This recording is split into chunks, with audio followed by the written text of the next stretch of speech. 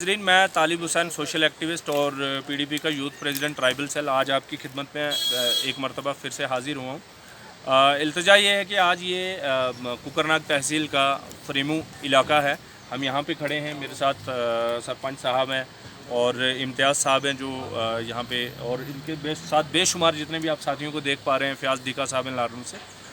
हम सबका आज का ये इकट्ठे होने का मकसद जो था वो ये है कि देखिए, सबसे पहली बात यह है कि पूरी इंसानियत को बचाने के लिए बेशुमार दुनिया में तंजीमें काम करती हैं और उसमें भी इंसानियत को बचाने के लिए जंगलात को बचाना सबसे इम्पोर्टेंट पाए पे रखा जाता है। और हर जगह, हर ममालिक के अंदर अलग अलग तरह के कवानीन हैं जंगलात को बचाने के लिए, और इसी तरह से हिंदुस्तान के अंदर भी चाहे फॉरेस्ट राइट एक्ट हो, चाहे फॉरेस्ट प्रोटेक्शन फोर्स यहाँ पे क्रिएट करी हो, या इन्वायरमेंटल एक्ट हो, इस तरह के बेशुमार कवानीन हैं कि आप जंगलात के अंदर, सरपंच साहब आते हुए बता रहे थे कि यहाँ पे इस तरह के रूल्स भी मौजूद हैं कि आपको अगर जंगल के अंदर, नर्सरी के अंदर जाना है तो वो भी यहाँ पे लिखा रहता है कि आपको कौन से जूते पहन के जाने हैं, कि उससे आपके जूतों की ज़रब से जो छोटे पौधे हैं जंगलात के अंदर उनको नुकसान ना हो।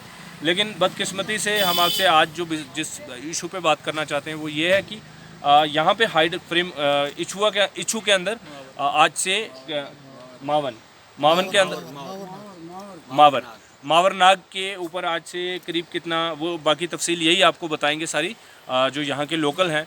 और तो यहाँ पे आज से कुछ साल पहले एक पावर प्रोजेक्ट बना और उसका खामियाजा आज लोगों को भुगतना पड़ रहा है, हम सबको भुगतना पड़ रहा है। उसकी वजह से बेशुमार जंगलात जो है ख़त्म हुआ जा रहा है, ज़मीन का खिसकना शुरू हो चुकी हुई है ज़मीन। तो दूसरा पावर प्रोजेक्ट जो है खालन जो है आलन बाला, उसके एंड में जो आपका ये टनल पॉइंट है उससे लास्ट में जाके एक नया पावर प्रोजेक्ट खड़ा किया जा रहा है। और कौन लोग हैं, क्या करना चाहते हैं, फॉरेस्ट डिपार्टमेंट ने उनको परमिशन दी, नहीं दी, फिशरीज़ ने उनको परमिशन दी, नहीं दी, उस सब चीज़ पे बातचीत करेंगे इंशाल्लाह। ये बाकी सारे साथी भी आपको जो यहाँ पे ये हैं ये बताएंगे। लेकिन मैं आपसे एक गुजारिश करना चाहता हूँ कि इस वीडियो के आज हम जो गए हुए थे वहाँ पे ऑन द स्पॉट हमने बेशुमार, मतलब 4-5 किलोमीटर पैदल सफ़र तय किया, जिसमें बुज़ुर्ग भी शामिल थे, नौजवान थे। तो हमने अपने आंखों से देखा है कि डिफॉरेस्टेशन किस इंतहा की हुई है। बेशुमार पेड़ों को काटा गया है, ज़मीन का किस तरह से कटाव हुआ है, कोई वो प्रोटेक्शन वाल नहीं दी गई, ज़मीन को रोकने का कोई ज़रिया नहीं बनाया गया। अब जो पेड़ नहीं काटने चाहिए थे वो भी काट दिए गए। तो हम मतलब ये सवाल पूछना चाहते हैं इंतज़ामिया से कि ये जब आपने एनओसी नहीं दिया, डिपार्टमेंट ने, फॉरेस्ट डिपार्टमेंट और फिशरीज़ ने, तो ये कौन लोग हैं, कहाँ से आ गए, किसकी परमिशन से आए? जंगल के अंदर तो जाने के लिए, घास काटने के लिए जब लोकल जाते हैं, लकड़ी लेने के लिए जाते हैं तो आप जुर्माना कर देते हैं, करना भी चाहिए।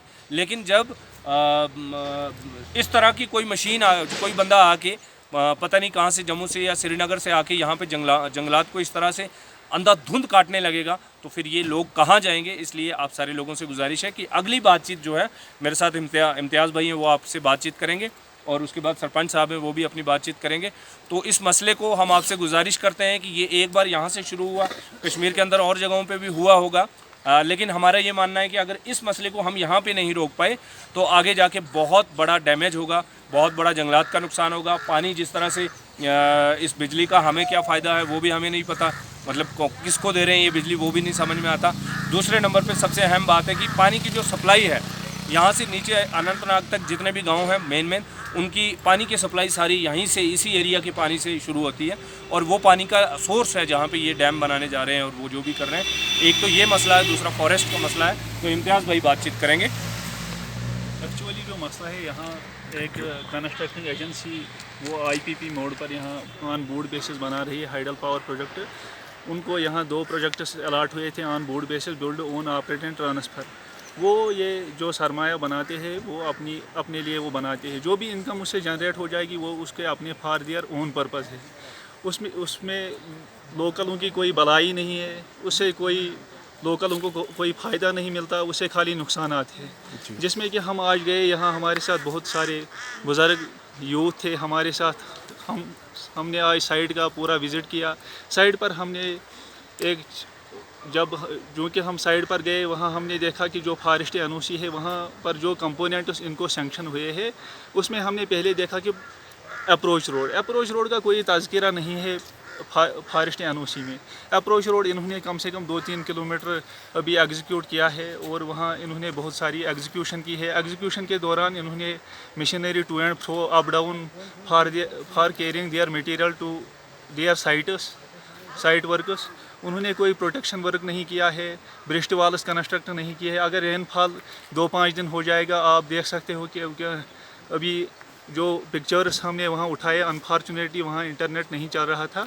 आप खुद देख लोगे कि वहाँ ब्रिस्ट वाल्स नहीं है, कोई फॉरेस्ट डिपार्टमेंट से मस नहीं होते हैं। अगर रेनफॉल 5-10 दिन कंटिन्यू हो जाएगा तो वहाँ लैंडस्लाइड्स आएंगे, जो कि एक बाइस बनेगा सॉइल इरोजन का। लैंडस्लाइड्स आएंगे जिसकी वजह से कम सैकड़ों दरख्त एक साथ गिर सकते हैं। वो सबसे बहुत बड़ा डैमेज है हमारे इस इलाके को। और इससे 2-3 किलोमीटर कम से कम ट्रोट फिशरीज, ट्रोट स्ट्रीम जो है वो भी इफ़ेक्ट हो जाएगी। वहाँ एक्चुअली जो पावर प्रोजेक्ट इशू हुआ है उसकी बेसिक जो कैपेसिटी थी वो 1.8 थी। उसके बाद जकेडा ने उसकी कैपेसिटी एनहेंस की टू 5 मेगावाट। फिशरीज़ वालों ने इनको NOC दी है 1.6 की, जो हमने RTI से हासिल किया है। डिप्टी डायरेक्टर फिशरीज़ अनंतनाग से रिसेंटली बिफोर फ्यू डेज़ उन्होंने खाली 1.8 को दी है। वो भी कंडीशनल NOC है क्योंकि इनको 50% वाटर डिस्चार्ज ट्रोट स्ट्रीम में डालना है।